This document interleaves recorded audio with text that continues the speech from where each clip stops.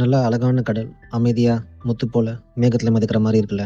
நான் சொல்றத கேட்கறப்பவே ஒரு கவிதை மாரி இருக்கு. ஆனா, ஒரு சூறாவளிக்கு அப்புறம் இருக்கிற அமைதி இப்படிதான் இருக்குமோ? இந்த சண்டைக்கு நாங்க கொடுத்த விலை ரொம்பவே அதிகம். சொல்லப்போனா, ஷிப் ஃபியூ டேஸாவே பேட் வெதர்ல தான் செயலாயிட்டு இருந்தது. யாரும் பெரிய லெவல்ல ரவுண்ட் எடுக்கல. சடனா நல்ல சவுண்டு, வைப்ரேஷன். டெக் க்ரூ வெளில போய் பார்த்தாங்க. பேட் வெதர்ல அவங்களால பெரிய லெவலில் செக் பண்ண முடியல. பவு ஸ்டாப்பர் உடஞ்சிருக்கு, ஆங்கர் கொஞ்சம் ட்ராப் ஆயிருக்குன்னு சொல்லி லேட்ச் பண்ணிட்டு வந்துட்டாங்க. அப்புறம் வெதர் சரியானதுக்கு அப்புறம் போய் பார்த்தா மொத்த ஆங்கருமே ஆல்ரெடி ட்ராப் ஆயிட்டு இருக்கு. நாங்கள் ட்ராக் பண்ணிட்டு தான் போயிட்டு இருந்திருக்கோன்ட்டு. வெதர் நல்லா ஆயிடுச்சுன்னு நினைச்சு சந்தோஷப்படுறதா, இல்லை வேர்ல்டுலேயே ரொம்ப மோசமான இடத்துல ஆங்கர் போட்டிருக்கோமே நினைச்சு வருத்தப்படுறதான்னு தெரியல. கேப்டன்லேருந்து எல்லாருமே ரொம்ப டென்ஷன் ஆயிட்டோம். லெட் கோ ஆங்கர் பண்ணிட்டு போயிடலாம்னு டிசைட் பண்ணோம். ஆனால் அதுக்கெல்லாம் முன்னாடி நம்ம ஈகோ சும்மா இருக்குமா? எல்லாருமே சேர்ந்து டிசைட் பண்ணோம். நைட்டு ஃபுல்லாக வேலை பார்ப்போம். ஒரு ஐடியா சொன்னாங்க, ட்ரை பண்ணோம், கஷ்டப்பட்டு கடைசியாக மார்னிங் சக்ஸஸ்ஃபுல்லாக ஈவப்போ ஸ்டார்ட் ஆயிடுச்சு. ஆங்கர் மேலே வர ஆரம்பிச்சிடுச்சு. நைட்டு ஃபுல்லாக வேலை பார்த்ததுக்கு எப்பா ஒரு வழியாக ஆங்கர் மேலே வந்துடுச்சுன்னு ஒரு சந்தோஷம். ஆனால் கடைசியாக தான் ஷாக் காத்திருந்தது.